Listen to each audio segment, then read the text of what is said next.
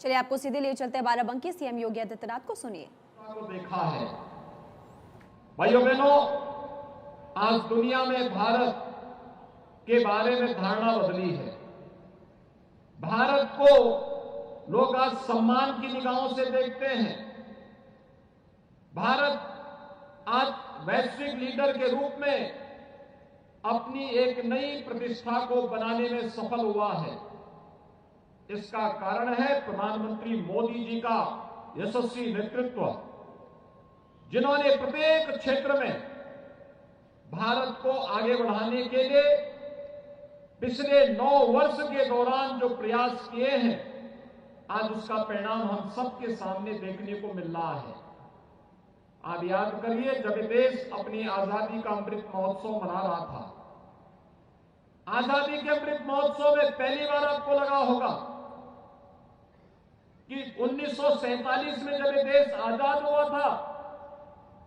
तब हम लोग आजादी के जश्न को देख नहीं पाए थे।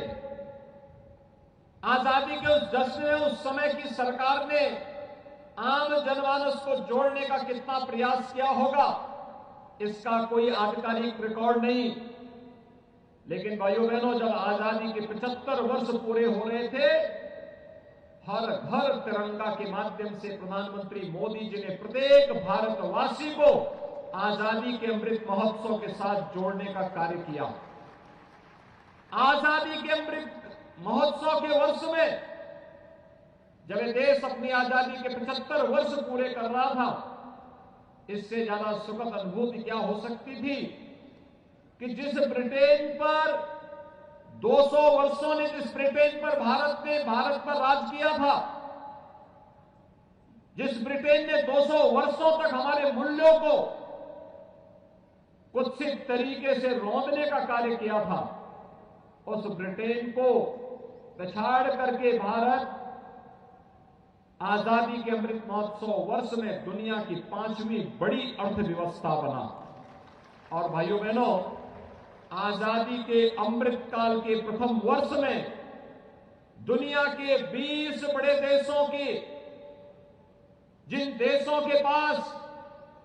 दुनिया की 65% से अधिक आबादी निवास करती है,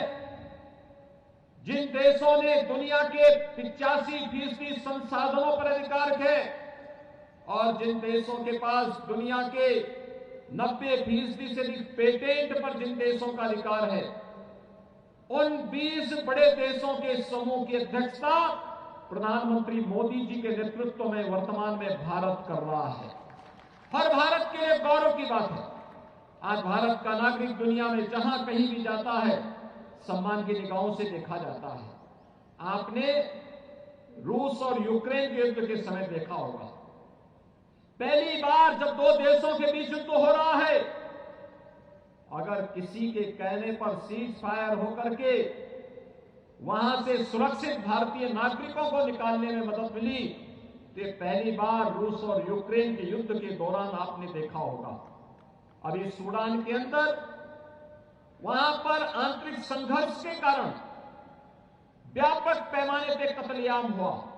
लेकिन भारत दुनिया का अकेला देश था जिसने ऑपरेशन कावेरी चला करके अपने नागरिकों को सुरक्षित निकालने का कार्य किया है। भाइयों बहनों, एक और वैश्विक मंच पर बढ़ती हुई प्रतिष्ठा, दूसरी तरफ भारत के अंदर इंफ्रास्ट्रक्चर डेवलपमेंट के जो कार्य हुए हैं, highway, railway, airport, AIIMS, IIT, IIM जैसी संस्थाओं का निर्माण होना, वाटरवे का निर्माण होना, नए लॉजिस्टिक हब का निर्माण होना, आईटी के नए हब का निर्माण होना, ये नए भारत की नई कहानी को कहता है। और भाइयों बहनों, एक तरफ तेजी के साथ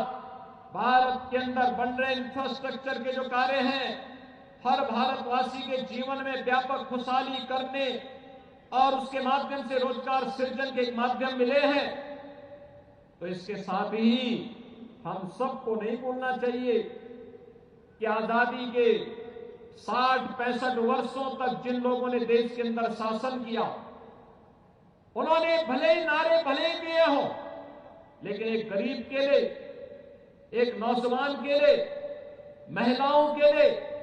अन्नदाता किसानों के लिए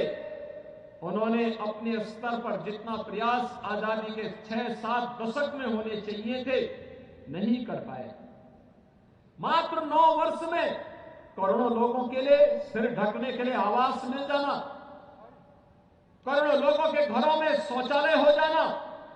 करोड़ों लोगों को उज्ज्वला योजना का सस्ता ईंधन उपलब्ध करवाने का कार्य कर देना, करोड़ों नौजवानों के जीवन में आर्थिक स्वावलंबन के साथ जोड़ने का कार्य हो जाना, आजादी के बाद 70 वर्षों में जिन गरीबों के बैंक में अकाउंट नहीं खुल पाए थे, उनके जनधन के अकाउंट खुल जाना, 50 करोड़ गरीबों को आयुष्मान भारत की स्वास्थ्य बीमा का कवर का मिल जाना, और भारत अकेला देश है जिसने अपने 80 करोड़ लोगों को कोरोना कालखंड में और आज भी